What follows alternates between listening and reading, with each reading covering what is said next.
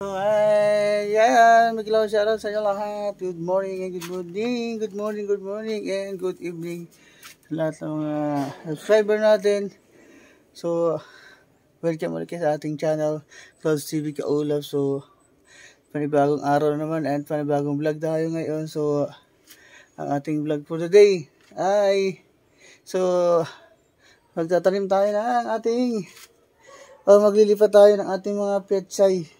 So, ito may pechay tayo. So, ano to? Itong pechay natin is, ayan ito. Pinunla natin to nung nakarang araw. So, 5 days. 5 days na siya ngayon. So, ito. Ang bilis niya nga. Ang bilis niya nga kawan. So, tumangkad ang tatangkad na ng ating pechay ito. So, kaya naman ito. Itong ginagawa natin ngayon.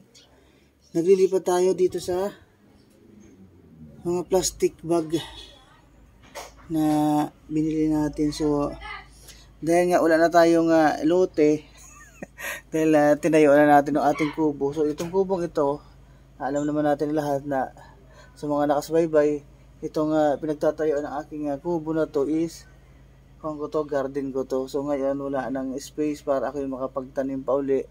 So, kaya ang ginawa ko ngayon, since wala nang area na pagtataniman, so ito na lang ginawa ko. So, bumili ako ng plastic. So, may mga paraan naman kung talagang gusto natin magtanim ng mga gulay sa ating paligid.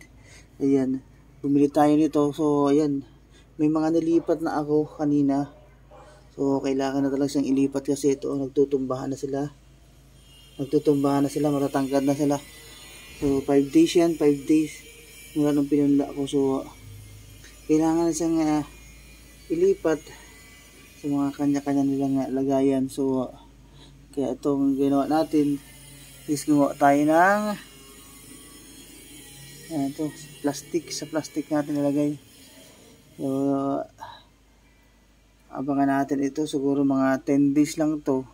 Malaki na to. So, ang pechay kasi is one lang yan mga 25 days or wala pang isang buwan, pwede mo na siyang anihin agad.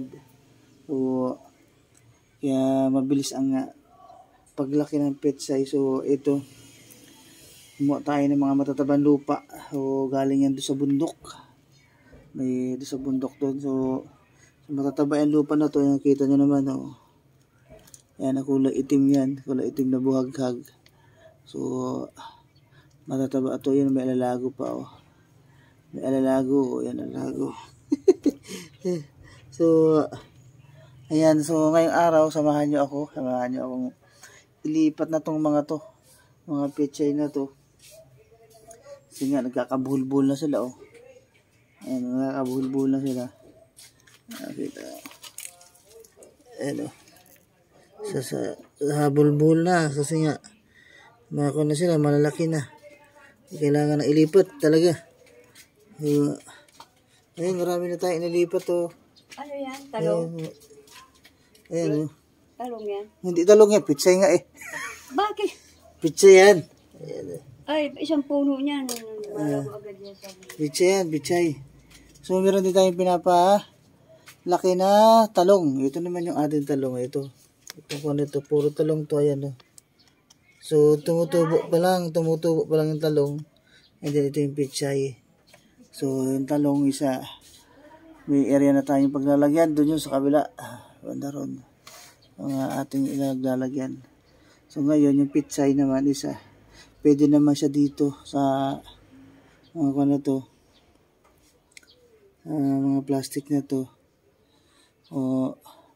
Yung talong, hindi pwede yun dito kasi medyo mahaba ang ugat nun. Talagang lumalaki yun.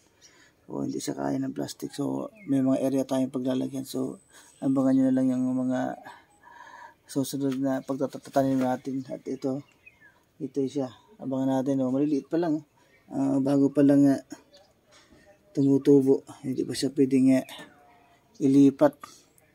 So, ito. Yan. So, samahan niya akong maglipat ng ating mga pitsay. So, yan. At sa mga mahilig magtanim dyan at gustong magkaroon ng gulay kahit sa paligid lang ng inyong tahanan yan. Kung kayo ng mga, pwede rin mga yung mga plastic bottle. So ito nga, ito. Yan tulad nito, ito mga ganito. And saka ng mga plastic bottle, so pwede rin siyang tagtaniman ng gulay. Sa sobrang mahal ng gulay ngayon, so kailangan natin magtanim. Grabe ang mahal ng gulay ngayon. Kahit sa ang palengke kayo magpunta, talagang sobrang mahal. Kaya kailangan natin ayun yung sa mahal ng gulay, kakita nyo, meron ako dyan. Ayan, kamote, talbos ng kamote, talbos ng may kangkong dyan. So hindi na kami bumibili sa palengke. Kasi nga, pwede naman natin tamnan yan. O pang sarili lang, kung pang sarili lang naman.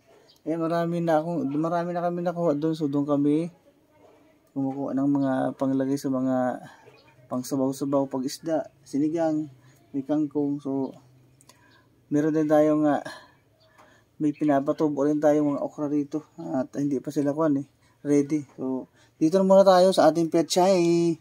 So samahan nyo kami. Samahan nyo ko pala. Ako lang. Wala pala akong kasama.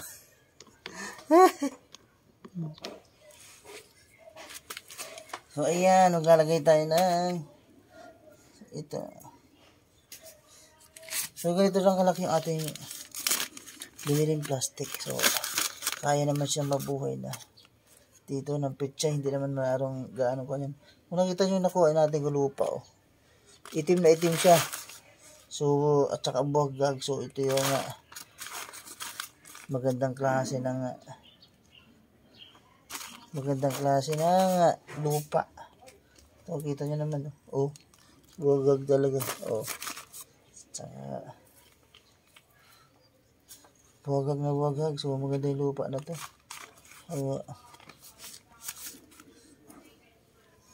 Ito yung ating alright. Ang haba ng kanyang sobrang tangkad na nila. Look. Sobrang tangkad nila payat na matangkad na. So kaya sila payat doon kasi nga nagsisiksikan na sila ron. So palaki sila ng palaki. So nagsisiksikan na sila ron. So wala na silang makuha nutrients doon. So agawan na sila, nag-aagawan sila ng doon sa lupa, nag-aagawan na sila. Kailangan lipat na natin to.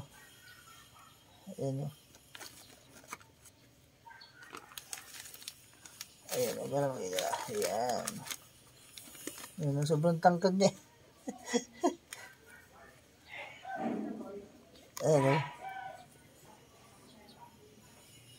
Sobrang tangkad. Punuin natin yan.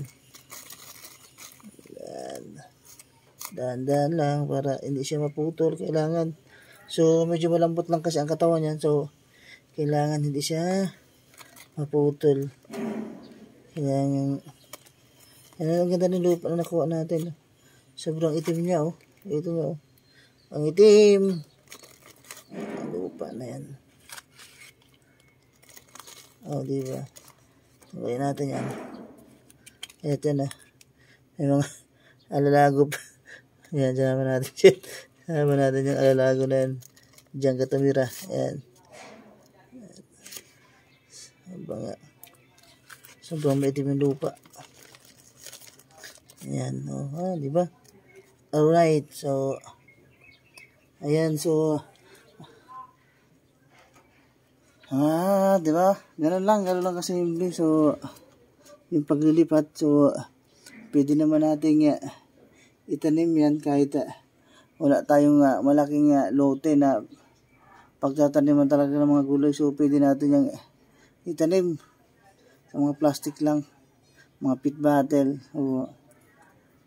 para makatipid tayo sa ating gulay. Napakamahal ng gulay. Yun ang advice ko yan.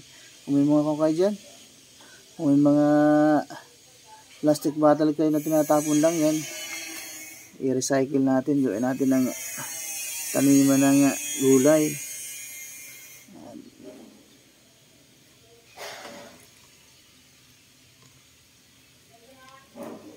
Ayan, siyempre, diligin natin. Diba? Diligin natin para hindi siya mamatay. Okay. Alright. Ayan ah. Alright. Ayan oh. Okay, at marami na yan sila. Ayan oh. Nakita nyo, marami na ako nilipat dito. Ayan. Nadami na yan sila. Ito nga pala yung aking bougainvillea. Bougainvillea ko na mga buhay na siya. Bougainvillea ko. Ito, ayan. Marami na tayong ginawa. Ayan, nasakuha na siya. Ilang piraso na itong nagawa natin. Meron din dito sa kabila. Ayan o. Ayan, meron na dito. 1, 2, 3, 4, 5, 6. 7, 8, 9, 10, 11, 12, 13, 14, 15, 16, 17, 18, 19, 20, 21, 22, 23, 24, 25, 26, 27, 28, 29, 30, 31, 32, 33, 34, 35, 36, 37. So, meron pa dito dalawa. Yan, nilagyan ko to. So, dalawa. Kasya siya dalawa. 39. So, meron na tayong 39 na puno. At feeling ko, sa nakikita ko sa dami pa nitong natitira dito, ito is more than 100 sa aking palagay. So, yung binili ko naman plastic is konto. Sabi nung nabili natin is konto na sa 100 pieces daw to. Ayan, 100 pieces to. At tamang-tama, sabi ko, maililipat natin lahat yung ating mga petsay dito na kailangan na talaga natin ilipat kasi nga sa sobrang dami na sila, nagkabuhol-buhol na sila doon. Kailangan na lang ilipat kasi mga payat kasi nga nag-aagawan na sila ng nutrition doon or mga lupa doon. So, kailangan natin ilipat ha. So, maraming salamat. So, ayun lang ang ating ngayon video for the day. So, abangan nyo. Yan, abangan nyo yung paglaki nito. Ilang lang to. Ilang weeks lang to. At makikita nyo na sa next video ko. Yung, kung paano siya harvestin naman. Ayan. So, at abangan nyo rin yung mga iba kung itatanim pa. Dito sa aking bakuran. O, ang ating ginagawa. Ngayon is, pagtitipid. Kailangan natin pagtitipid. So, ayan. Pwede natin magtanim sa ating mga bakuran. So, magtanim tayo sa mahal ang bilihin, lalo na ang bigas. Nako, my God. So, matumaas na lahat sa ang bigas. So, kahit sa pang-ulam man lang sana, makatipid tayo. Yan. So, yun lang aking advice at sana ay may nakakuha kayong may matutunan kayo sa aking video na to. So, maraming salamat. So, magtanim tayo sa ating bakuran o paligid kahit sa terrace man yan. Terrace ng bahay natin, maglagay tayo ng artificial na taniman. So, ayan, nakandito na lang. Maraming salamat sa inyo lahat. Bye-bye!